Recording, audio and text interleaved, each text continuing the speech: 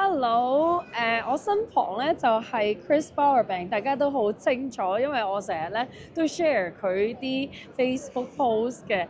咁咧，我哋而家咧就bump into Chris Bowerbank 啦，so I have a chance to interview him. So I want to to see if you can share your experience, where you are from, and what you used to do, and what you are doing now in Young Living. Yeah.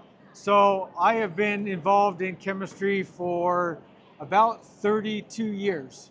Wow. Yeah. So I started out, I got a degree in chemistry from a college in California called University of California at Davis. And then I got a PhD in analytical chemistry.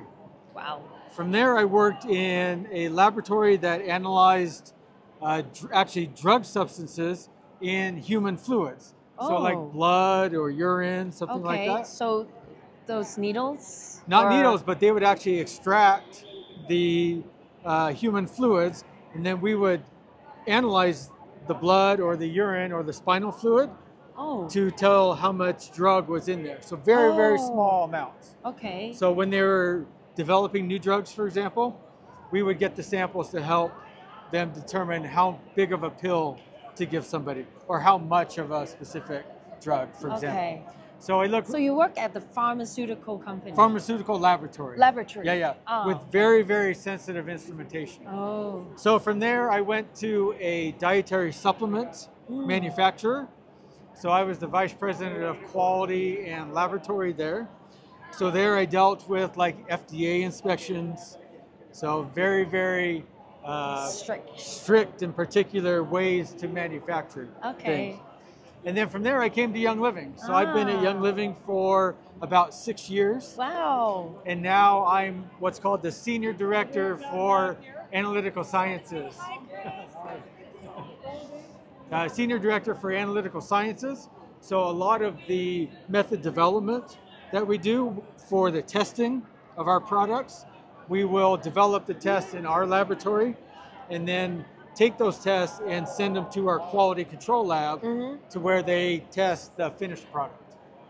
Okay. To make sure that we provide the quality that you guys expect.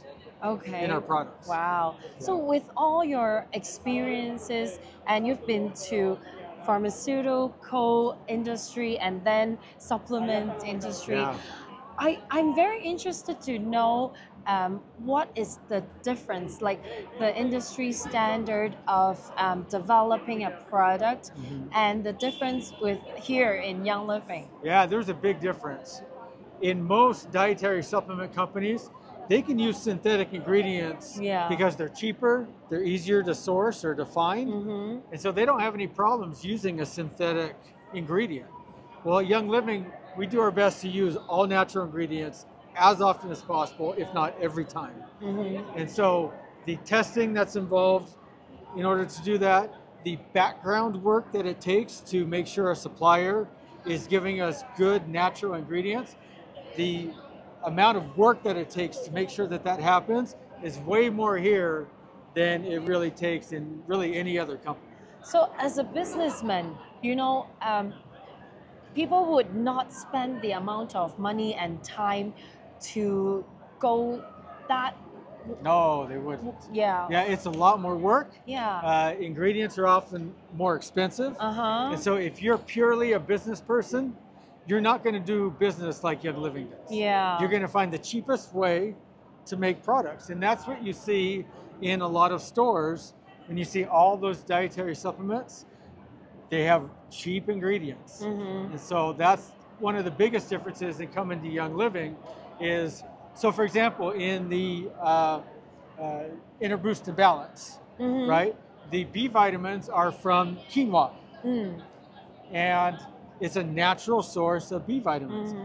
You won't find that very many places, if really anywhere.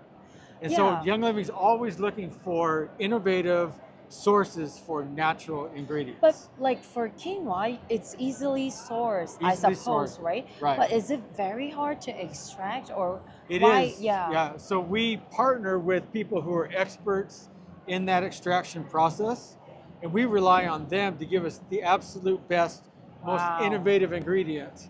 And when we find something like that, we get excited.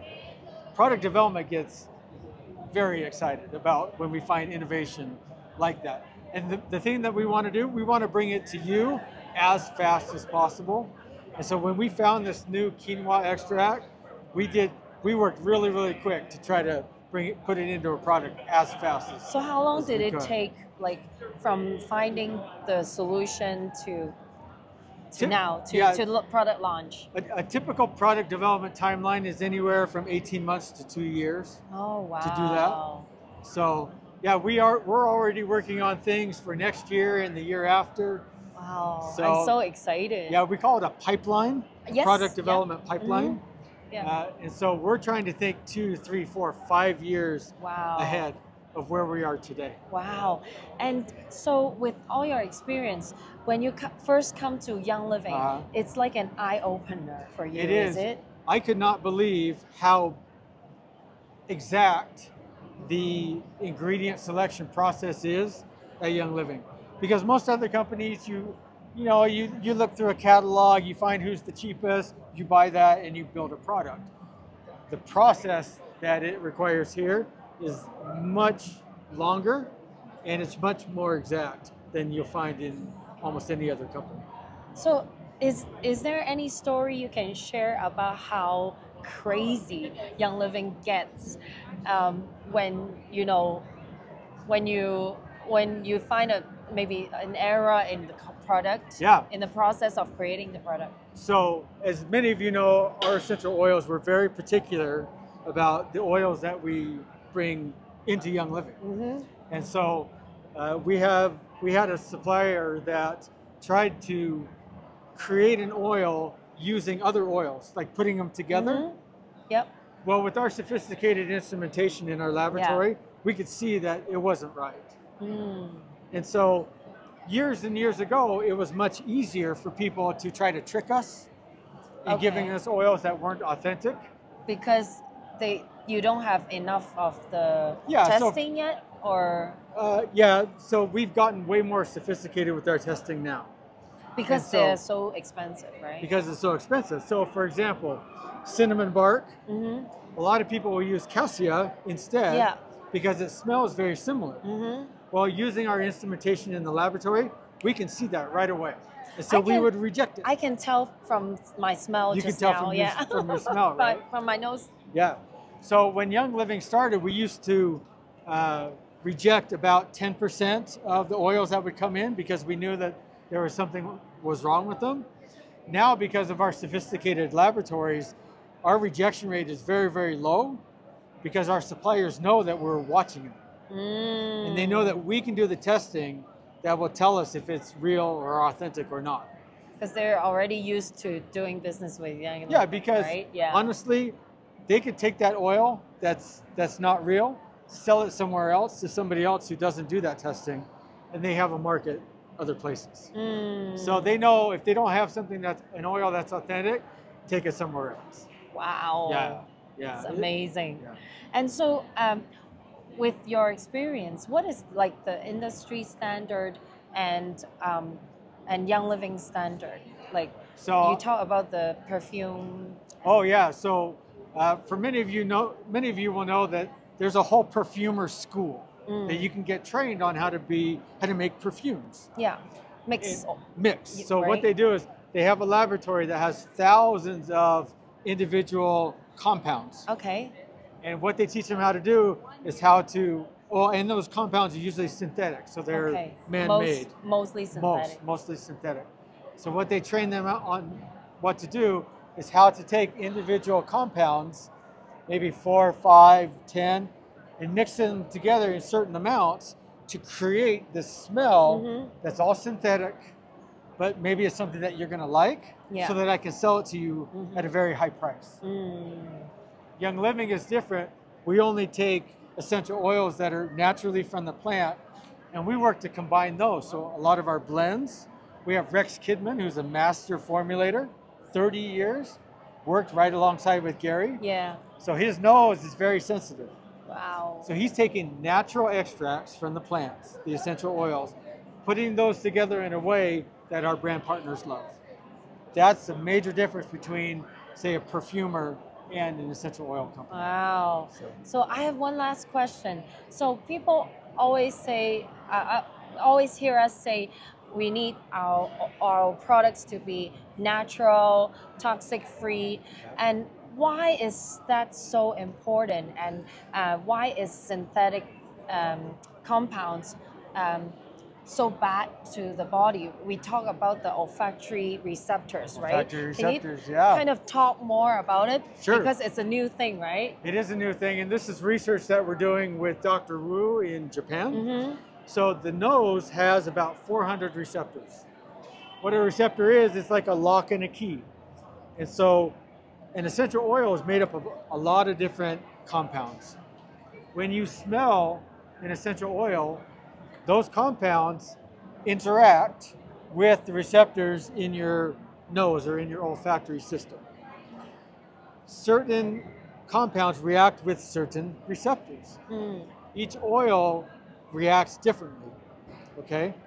And so as we learn more about how those receptors send messages to our brain and to our emotions, we're going to be able to better understand the effects, the health effects of essential oils as we smell them, as we taste them, as we put them into our bodies. So this is all brand new research that we're just at the beginning of. Wow. We're really excited about where this can go. Yeah, it's really exciting. And especially for those people who aren't familiar what receptors are, can you talk about more about like different receptors affect different maybe organs or emotions? Or yeah, sure. So you have receptors all throughout your body.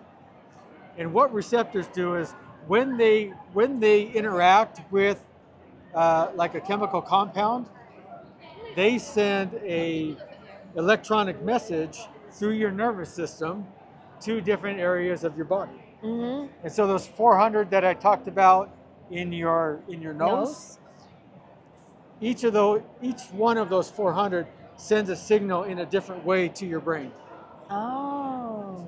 So some of those might affect your heart, some of those might affect your nerves going to your legs, some of those might affect your lymphatic system. So what we need to learn now, and this is part of the research program, is which receptor communicates with what part of the brain, and then that part of the brain, what part of the body does it interact with? Oh. Some might be emotional, some will be physical, but we're still learning. We're on the very beginning of this entire research program. It's so exciting. Isn't that neat? Yeah.